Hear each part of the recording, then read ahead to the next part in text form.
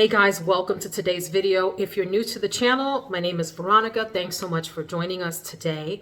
We're going to do a review of the brand new, yay, Natasha Denona I Need a Nude palette. I ordered this the day that it was released on Sephora, and I used some of my points to get a little bit of a discount. When I went on the day of release to the Natasha Denona website, it said it had sold out or was no longer available, and I wasn't sure if it had officially launched on that site or not. So I was just impatient and went ahead and got it from Sephora. Now, did I need another eyeshadow palette? No, I've got enough eyeshadow to last me for many generations to come, if you will. Like I could probably pass my eyeshadow down in a will if it didn't expire. I have so much of it. But there was something about this palette that really attracted me. And again, if you're new, yes, there's a lot of makeup on this channel, but we also talk about just lifestyle, travel, work, family life, home decor, hair products, random reflections about life in general, everything in between. So feel free to subscribe if that's your jam. We're approaching 1,000 subscribers on this channel, so thanks to those of you who find this content valuable. I appreciate the time that you take to watch.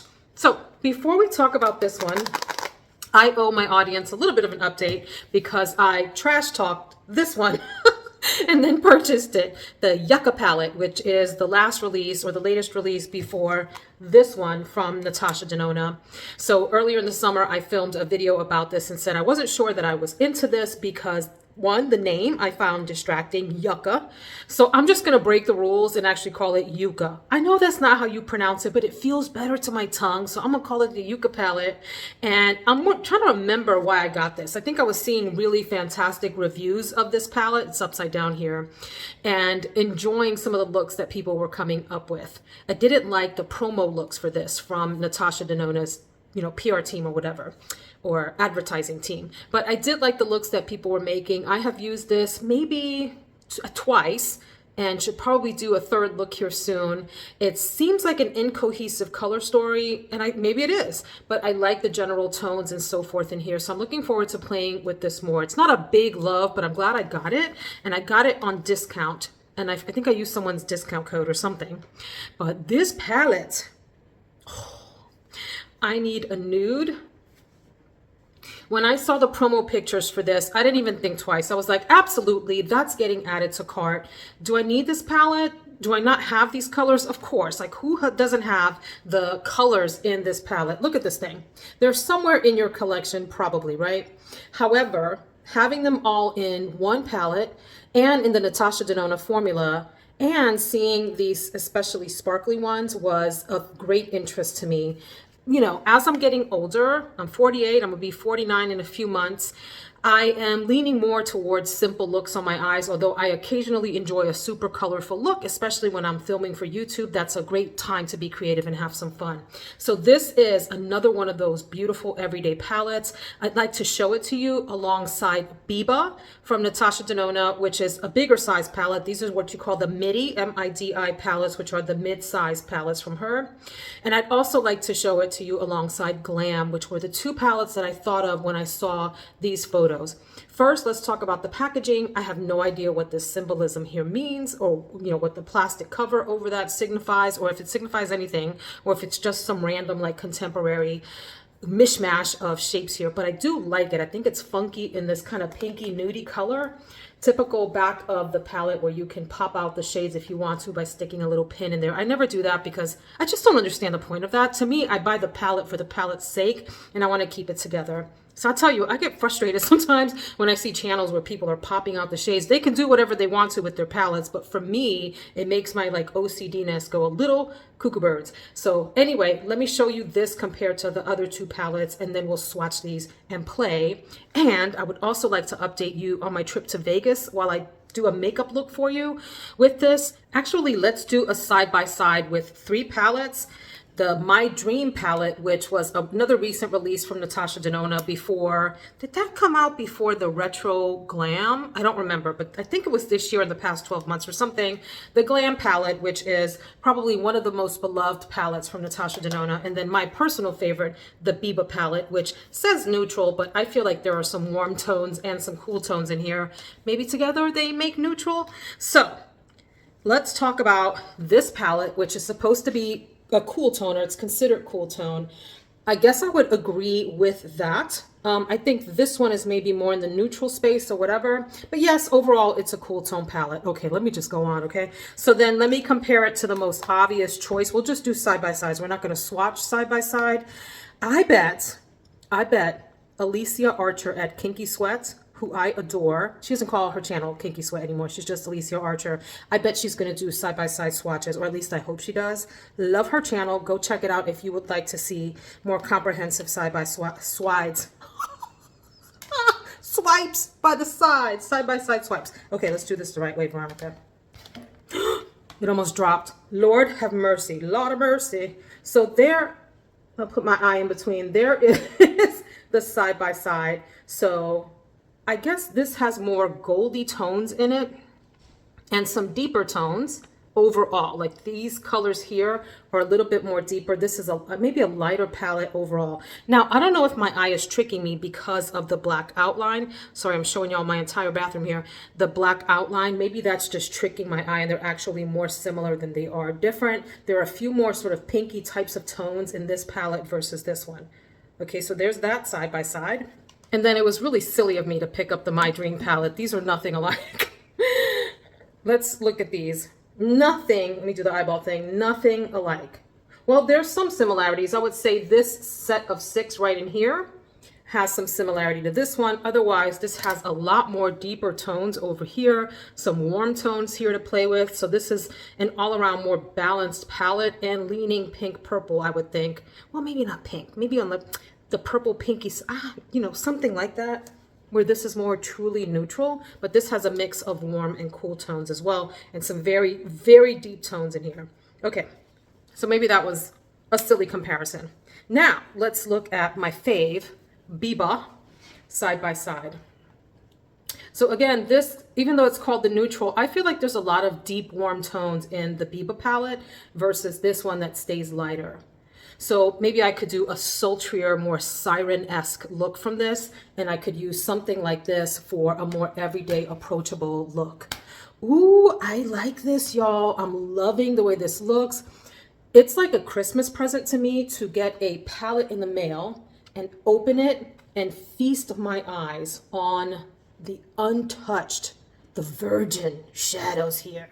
So let's go ahead and swatch these and see what that's giving us. Okay. I love when YouTubers do this, and I may not be that good at it, but we're going to start with the top row here, and it's Stone, Whisper, and Ella that I'm going to start with. There they are. I already love them, and I love digging into Natasha Denona shadows. They just feel buttery to the touch. So let me see if I can do this in order in the top row. Stone, Whisper, Whisper, Ella, my umbrella, Ella, Ella, eh, eh, eh. And then the next two are called Vague and Travertine. Hold on, let me pick up some more of that Travertine.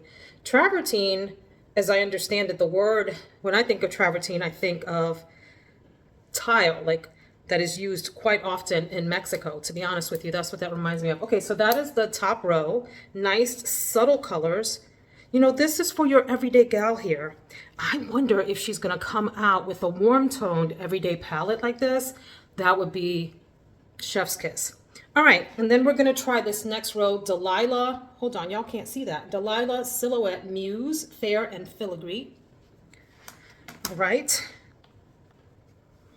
Here is Delilah. Delilah. Who remembers that radio show? Is that still on, Delilah After Dark? Oh, I love me some Delilah. And she would call in with, or people would call in with their issues and problems and ask her to play a song and say a prayer for them or something. She was so soothing. Okay, here we go. Boom.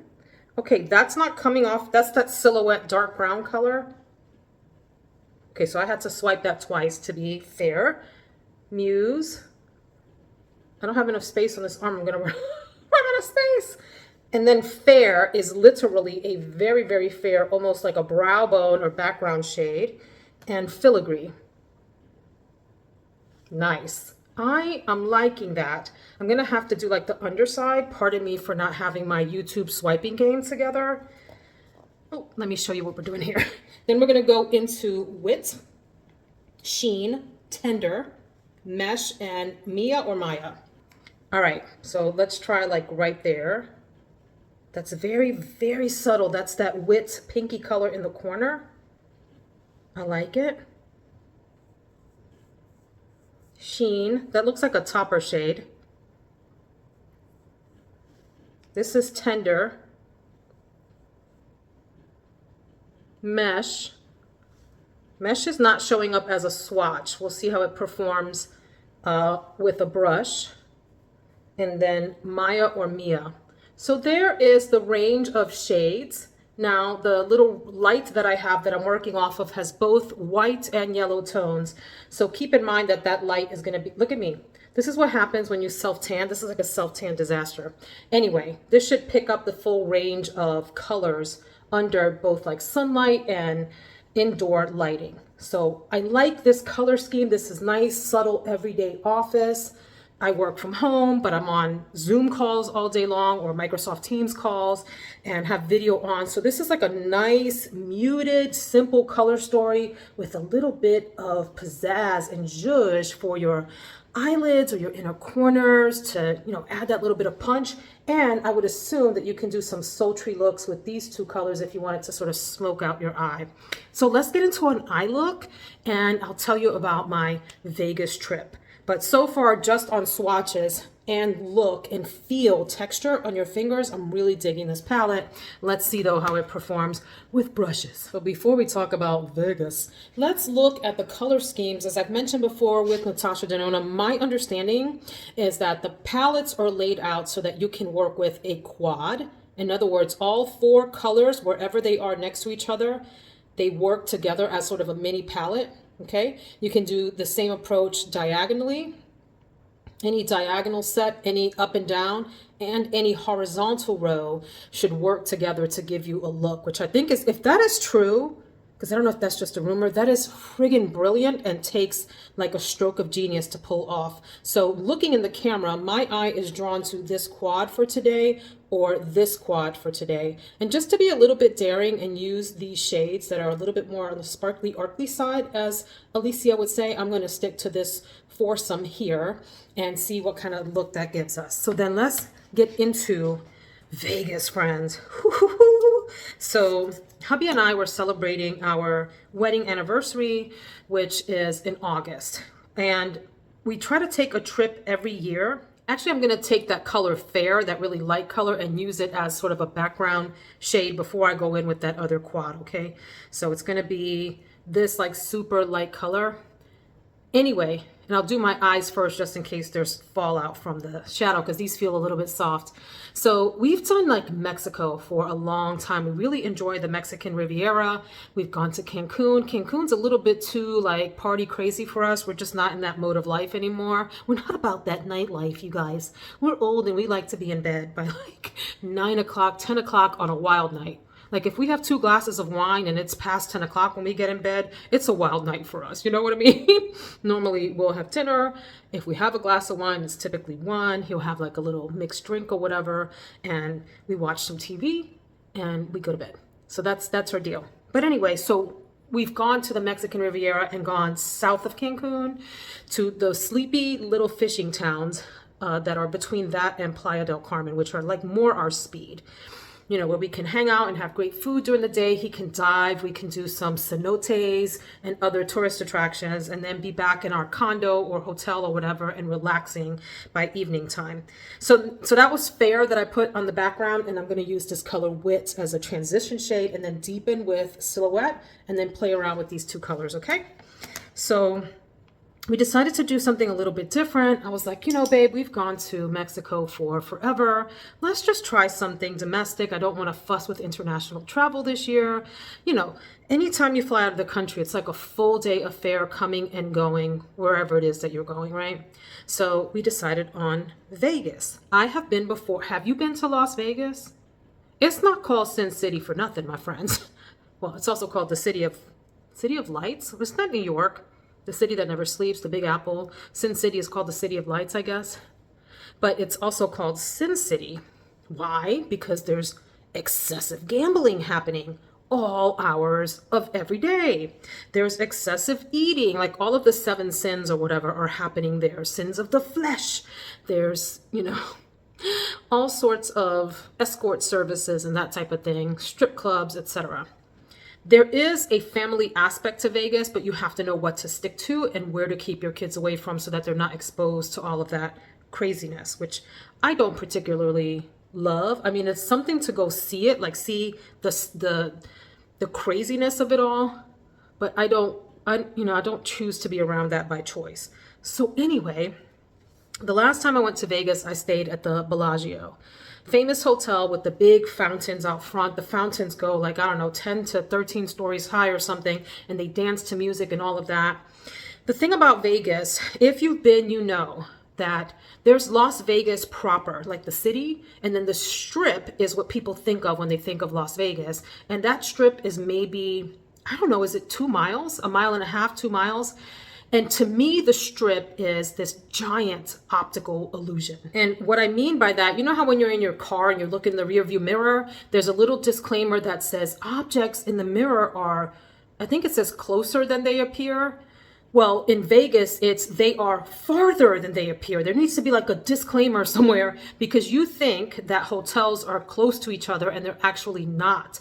And the reason I feel like that optical illusion exists is because the strip is so grandiose. It is mammoth. The structures that are on the strip, the hotels are just larger than life. From a distance, like when you're flying in, you can see, because the airport is super close to the strip, and you can see the hotels, and it looks like it's just this little tiny, 1/2 mile strip at the most, but it's huge, and the hotels are enormous. They're these huge structures, but from far away, it tricks the eye into making you think that the strip is small. It is not.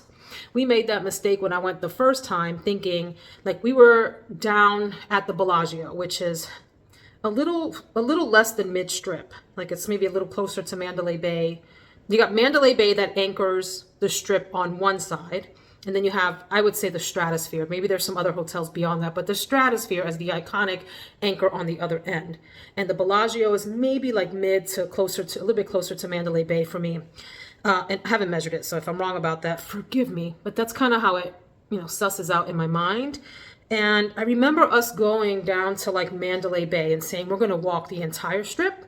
We're going to look in every single lobby because the lobbies of each of the hotels are spectacles in and of themselves. They're just something to behold and just see what all the hotels are like. Well, it took us the better part of 2 hours moving at a pretty decent clip to make our way from Mandalay Bay all the way to the Stratosphere, probably more.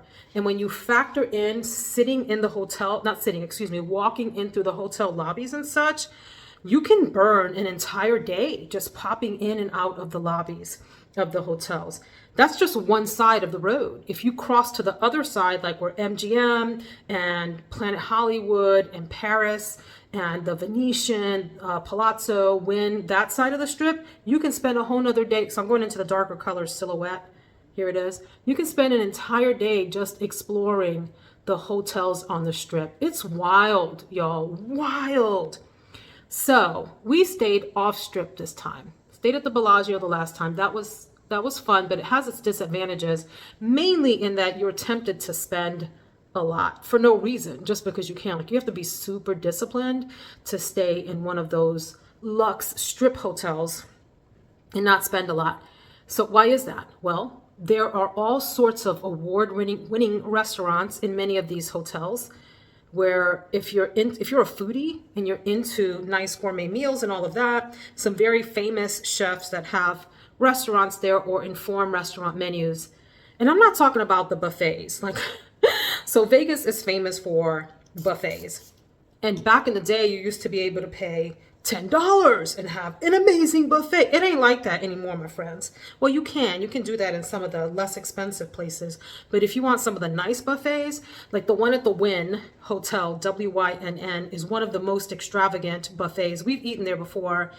That buffet, I think it was either $75 or $100, or depending on the day that you went, whether it was a weekday or weekend, I don't remember, but for one person, because it has everything, every kind of food you can imagine, including like premium meats and all of that, carving stations, dessert stations, everything. I mean, you can totally gut yourself out worse than Thanksgiving style. But I'm not talking about that. I'm talking about all of these hotels having beautiful, really lovely restaurants with like theme restaurants that are gorgeous. So you can spend your money there. Every hotel just about is designed to force you to walk through the casino portion. Like for if you want to go to the shows and stuff, you're going to have to walk through the casinos. If you want to get to certain restaurants, you got to walk through the casinos. So that's one place to spend money easily. The first time I went to Vegas, I was much younger and I spent probably like, it was between $800 and $900 just gambling. Just gambling. That's not counting your airfare, your hotel, your food, your other entertainment.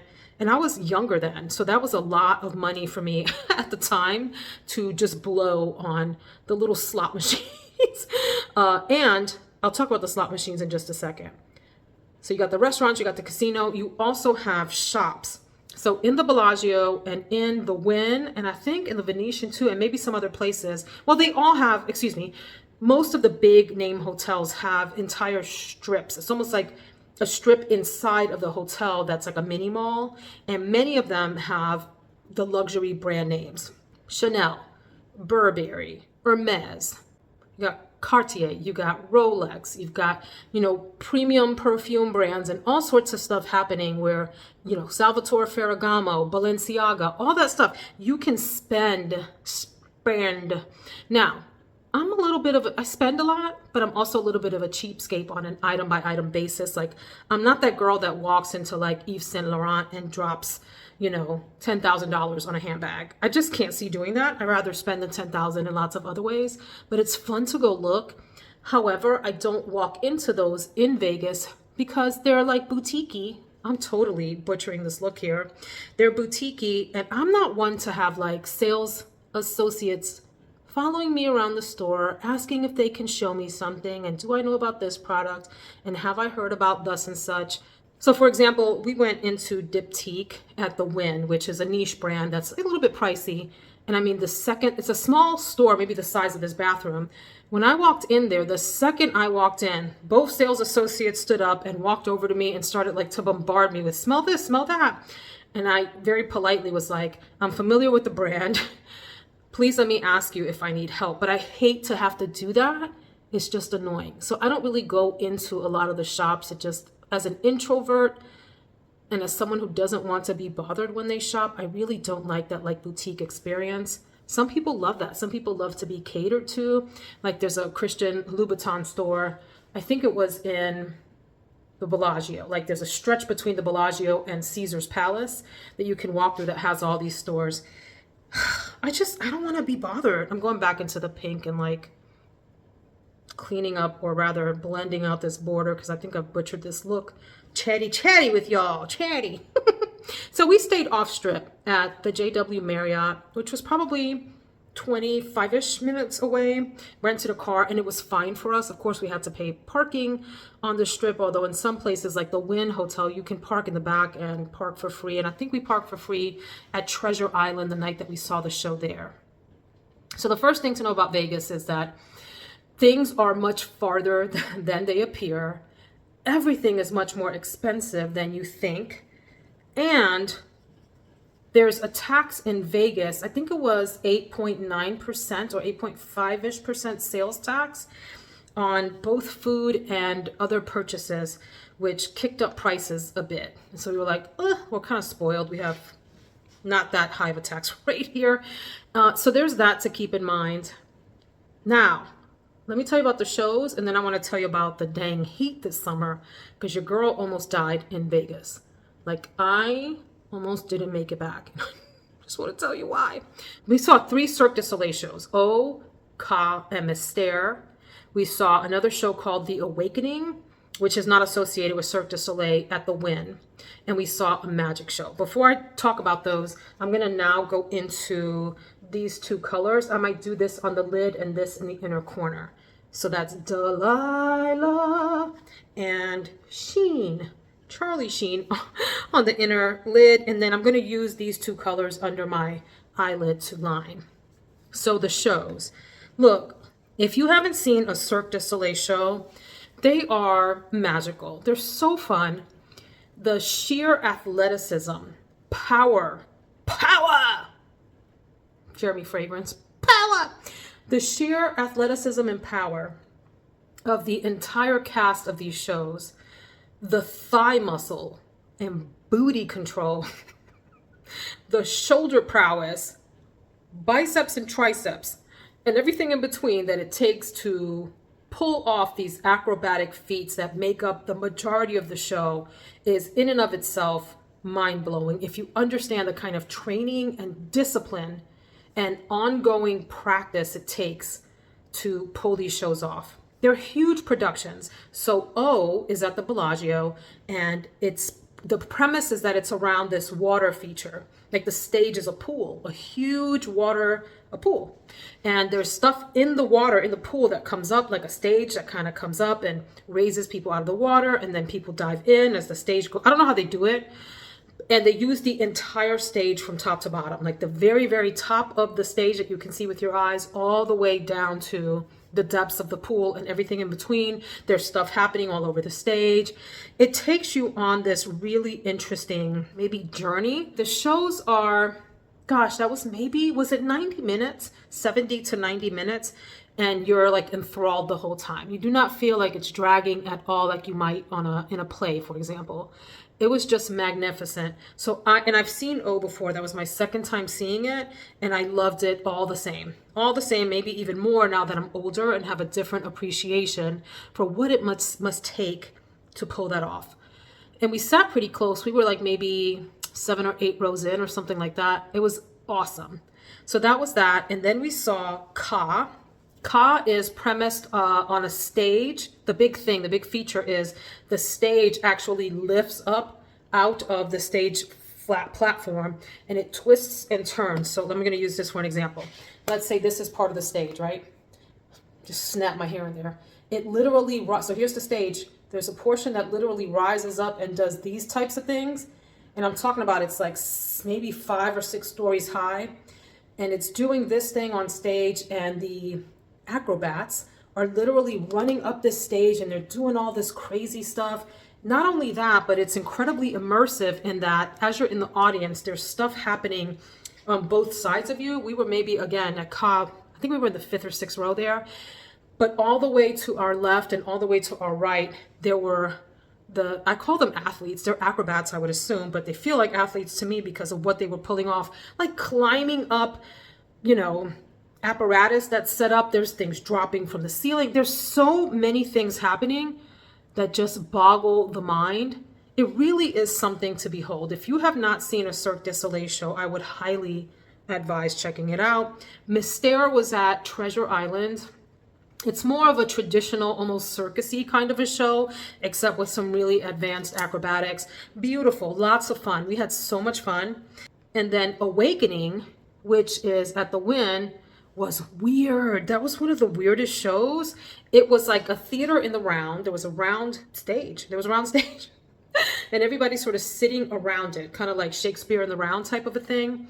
And I felt like it was trying to compete with Cirque du Soleil, but it fit in for me every single special effect, lighting effect, costume change, dance move, stuff dropping here, there, and everywhere type of thing. It was a bit much. I didn't like the way that was pulled off. I would give that show 3 out of 5 stars. I'm glad I saw it. It was definitely entertaining. However, there's just something about those Cirque du Soleil shows that really, they do it for you. Especially the ones that have been perfected, like Kaale in Vegas. There are some Cirque du Soleil shows that maybe aren't the best, but the ones in Vegas really do their thing. I want to see the Michael Jackson one. There was a Big Apple one that I want to see too. But anyway, Awakening at the Wynn, and it had a stage that lifted and did like these jigsaw puzzle pieces. It would lift, it would twist, it would turn, and people would be on them and they'd be leaping and jumping between them. There was a hole in the middle of the stage that the actors jumped into. All sorts of stuff happening. I would probably tell people to skip that unless you just have some money to burn and want to be mildly entertained and maybe laughed. There are some really cool effects, like a few, but not enough for me to tell people to go. And then we saw a magic show. We were thinking of seeing Carrot Top, the comedian. In fact, I thought I had booked tickets and then realized at the last minute I had not. So we thought about seeing David Copperfield and Penn and Teller, if you know those magicians. David Copperfield didn't have good reviews, and I think Penn and Teller, by the time we went to book and we were looking just at Monday at that point, I think they were not playing or something. So we went with a magician named Nathan Burton, and it was fun. You know, it's probably not as like, I don't know, grandiose a show as David Copperfield, but it was still entertaining. There were people disappearing, things appearing where they weren't before, and he was pretty funny. It was like a middle of the day show, and we had a lot of fun there. We ate at some good restaurants, nothing like noteworthy that I want to stop. Oh, that's a lie, excuse me. The noteworthy place that I want to mention is a place called Primal, Primal, which is a steakhouse out there, and we had the most delicious steak I think I've ever had in my life. And I liked the theming. The theming inside was a little bit like medieval type of situation. It was fun. We enjoyed that and had a great dessert there that came out with like smoke coming out of it, dry ice, you know, type of smoke effect and all that. Really cool. So then let's talk about what else we did in Vegas. We did a little bit of shopping, but not a lot. Like my husband was looking for bourbons. He collects bourbons and some rare ones or whatever. So we went around to a few of the like liquor shops, and he talked with the owners and, you know, to see what they have. And we did all that. He got some stuff there. I'm going to go under the eye now. Actually, no. Let's do the rest of the look, and then I'll do the under the eye once the concealer and foundation are in place. Hang on.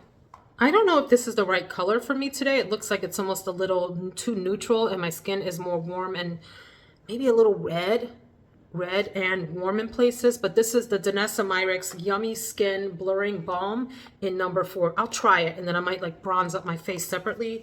And I'm going to use the Dior Forever Concealer in 3W, Skin Correcting Concealer. So we did 2 trips away from our hotel and away from the Strip that I have zero regrets about. It was probably my favorite part of the visit. The first one is that we went to the Red Rock Conservation Area. I think it's called Red Rock Canyon. I forgot to get the full name of it. I didn't put any eyeshadow primer on. Sorry, y'all. Anyway, I had heard about Red Rock and had never been there. I wanted to see the Red Rock Amphitheater. I don't know if that's in Nevada, though. I would imagine that it is. Where bands play, like, you know, an amphitheater, like for shows. Anyway, I didn't get to see that. Red Rock Canyon, beautiful. So quiet out there, so peaceful. It's preserved, obviously, so, you know, you can't build on it and that sort of thing.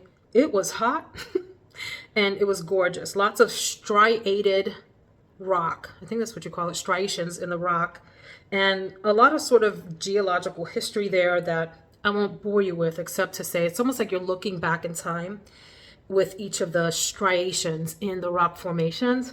Really cool, cute little visitor center there. We enjoyed that. I didn't hike there. We didn't hike. What did happen though, I got out of the car to take a like panoramic shot in one place. Maybe I'll insert the video here as we're talking.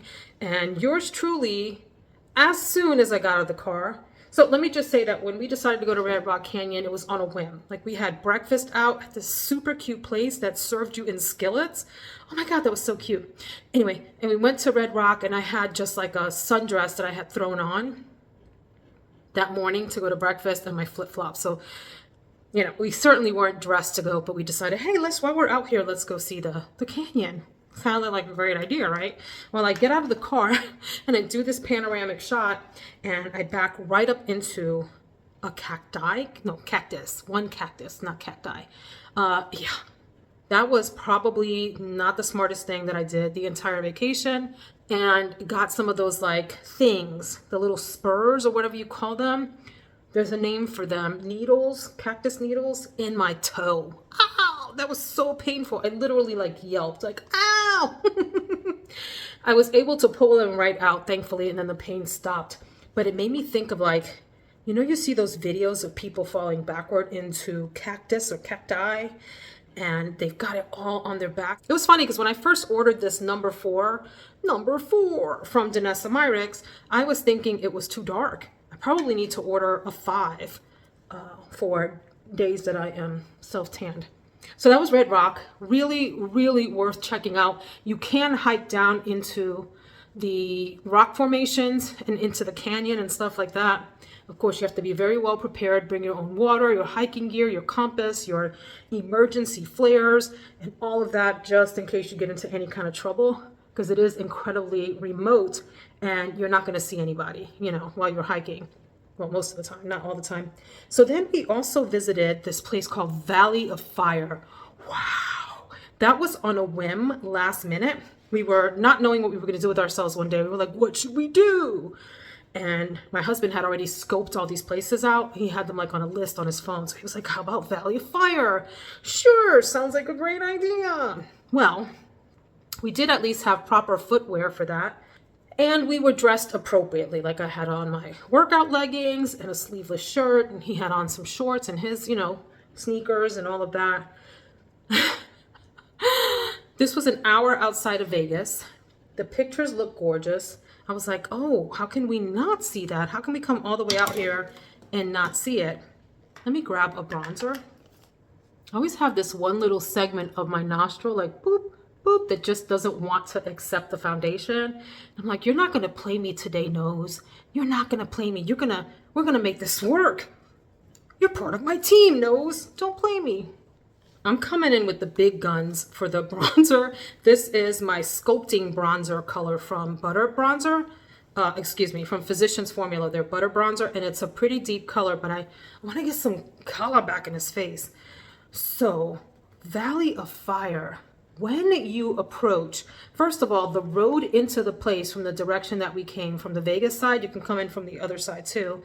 This road was, I don't know, maybe 8 to 10 miles of absolute nothingness, complete barren land, hills with no forms of life other than some really sad little shrubs.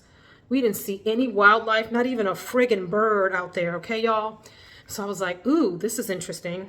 As we approached the gates of this park, because you have to pay to get in, $10 fee, well worth it. Gosh, I'd pay $100 to go see that place again. It was so beautiful. There's a sign. Here it is. Right under the government stop sign, a legit other government sign that says heat advisory or warning or whatever it says in this picture. You might die. It sounds like a joke, right? It sounds like something somebody would put together for social media to get some laughs. No, friends, this was dead serious. The day that we went, every day that we were in Vegas, we were there for maybe 4 to 5 days or something like that. Every single day, every day, it was well over 100 degrees. And I'm talking about 104, 105, 106, but it felt like 150 degrees. I've been in hot weather. I've been to the tropics. I've spent time in Florida. I've been to the Southwest. Heck, I've been to Arizona. I've been to New Mexico.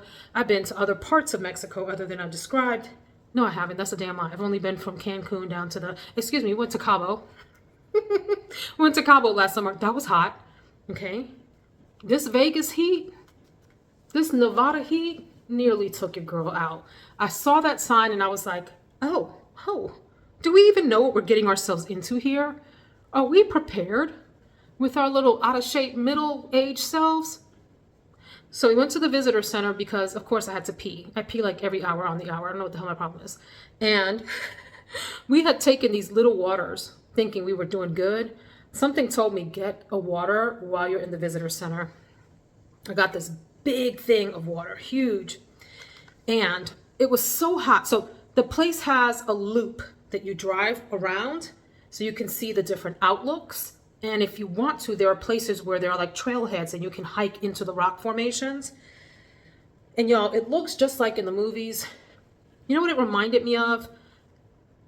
Wile E. Coyote. Remember that little Bugs Bunny series or show or whatever it's called? And they were out in like the rock formations out in the southwest. Totally looked just like that. Now, again, I've been into canyons and whatever out in Arizona, but there was something especially beautiful about this particular park that just, I don't know, it captured my heart. Again, things are larger than they appear. From a distance, they look small, and you get up on these formations and they're enormous. Got that water, y'all. Oh, I'm trying to tell y'all something, sorry. A lot of the trails were shut down. Like, because it was so hot that day, the park just decided it's too dangerous for you to get on these trails. Like, don't try it. Don't try it. Don't think you're in shape. Don't think you can outsmart this heat. Keep your arse in your car with the air conditioning. There was one trail that was open. Well, maybe two. But the one that I'm thinking of, it was 0.75 miles, so 3/4 of a loop in and out. And the reason that we wanted to go is because my husband really wanted to see the petroglyphs, which are like hieroglyphs. Same idea. They're drawings in like a soot type of thing that forms on the rocks. And they're from many hundreds of years ago, from native people at the time that created those. So that seemed kind of cool and something we hadn't seen before and we were interested in. Well, we parked our little car at the head of the trail. We got our little selves out, our little middle-aged selves out of that car, and we got our water, and we set out on this trail. The trail is sand. That's problem number one. Very soft sand. So if you've ever walked on the beach on sand, you know how much effort it takes to push the sand behind you and actually get traction to be able to take a step forward. Then we were surrounded by rock on both sides, which radiates heat even more onto you. It absorbs heat and radiates heat. Problem number two. Problem number three, almost zero shade.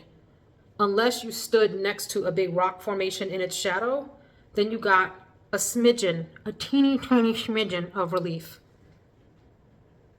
Problem number, was that three? So problem number four, our dodo bird selves decided to do this at what time? High noon. Yo, we ain't dummies. We're both, I'd like to think, very smart people. But boy, did we make a stupid, nearly life-threatening mistake on that day. But I mean, we were like, could it really be that bad? 0.75 miles. We walk that all the time. We walk a mile or two or more in the neighborhood all the time. That Nevada heat kicked our middle-aged asses. Pardon my French. Oh my God. So I made it about 10 minutes in. The entire loop took us 25-ish to 30 minutes. I made it 10 minutes in, huffing and puffing. You know, people talk about it's dry heat. No, I don't give a damn if it's dry heat. That heat is oppressive. It messes with your head. It's so hot. I've been in 120-degree weather. Like, not that it doesn't bother me, but it's not like I've never experienced that before. I'm going to do under the eye. But when I tell you, my friends, that thing kicked my butt. So 10 minutes in and I was dying.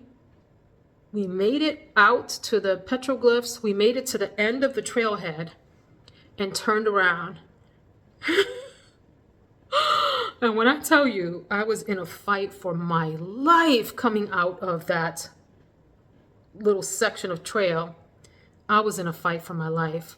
My husband was doing a little bit better than I was. He was trying to like walk ahead and like motivate me because I was falling behind. And I was like, oh, I don't know if I'm gonna make it. We drank most of the water on that little 25 to 30 minute walk. And I was maybe 5 minutes from the top of the trailhead to come back out to the parking lot. I didn't know if I was going to make it. I literally was like, this is where I die. Like, this is where it ends. I've never felt that overheated in my entire life. And friends, I was in band and in drum corps where we would practice out in oppressive heat and march in oppressive heat on concrete, or on asphalt rather, on city streets with full uniforms on that had sleeves and everything. Now, mind you, I was a much younger person at that time, but like, it's not like I'm a stranger to heat. I can't tell you, oh my God, well, maybe, hold on a minute. I think I'm onto something. I'm gonna put that little wit color in my lash line. This is probably totally unsanitary. I don't know if that made a big difference. But anyway, y'all, I don't need to go back. Not in this weather. I'll go back in the fall. I'll go back in the winter. I'll go back in the spring. So people do camping out there like at night, and I can imagine how beautiful that is because there's no light pollution. You're an hour away from the city, so you get at least some clear sky. You're out in the middle of nowhere. You probably hear a coyote and who knows what else out there in the middle of the night. Oh my God. But when we were there, I literally just knew I'm gonna die here before I could see the end of the trail. I could see where the car was. I could see it, and I felt like if I didn't take it slow and steady and literally talk myself through it, I was going to collapse in place. My husband would have had to carry me out.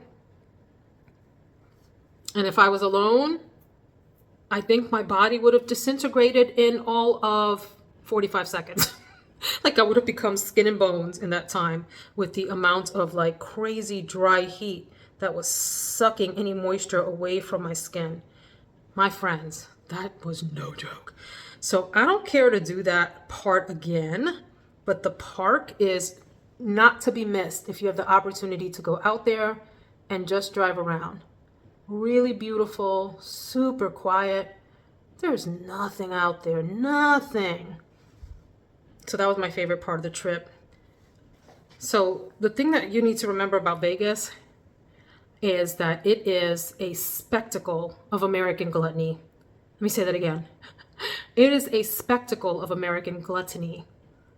People are overspending, overeating, over everything, totally overstimulating, over gambling, all sins of the flesh, whatever you want to call all that, all the time. City that never sleeps. It happens all day and night long.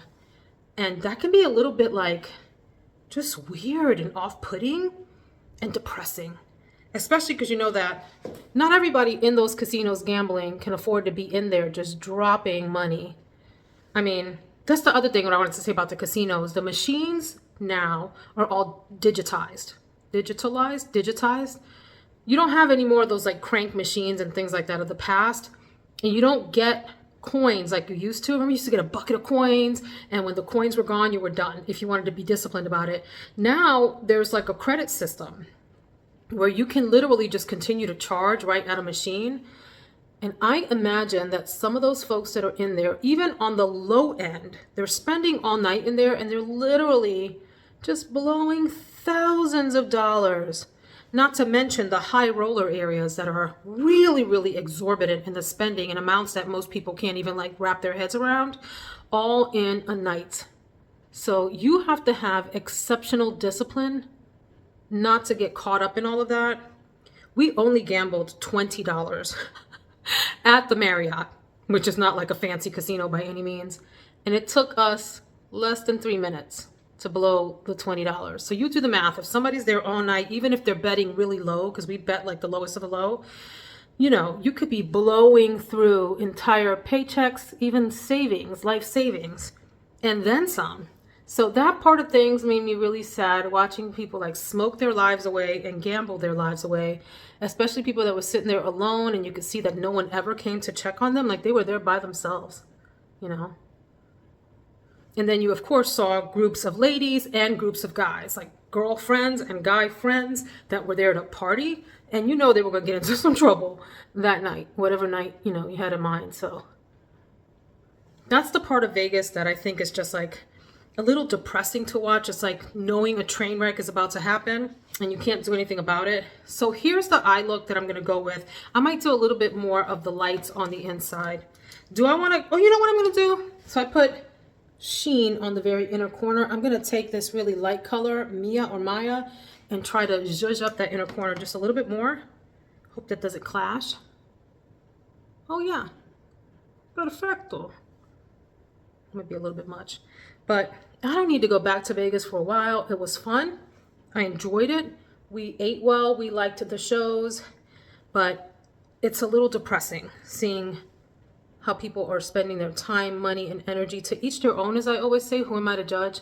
But I also don't want to watch it happen, because I can imagine for every woman that's sitting there, for example, blowing her money, their family's at home waiting for her to return. Or maybe she doesn't have family. You know, you start to like invent all these stories about like, why are they at the casino for hours on end spending their money by themselves? Is it money that they have? Are they charging all of that? Are they that they take out a loan? What's the extent of the issue? Okay, very simple everyday look. I'm going to finish the rest of the look and curl my hair and come back.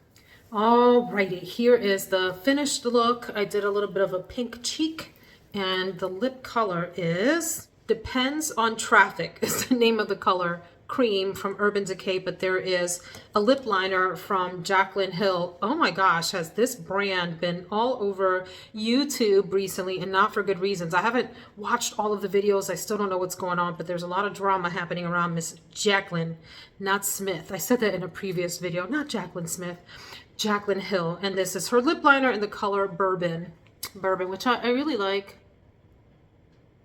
It's a nice neutral lip color. So here's what we're going with. I'm digging it. It's a little bit of like office glam. Could I get the same look out of the Natasha Denona Glam palette?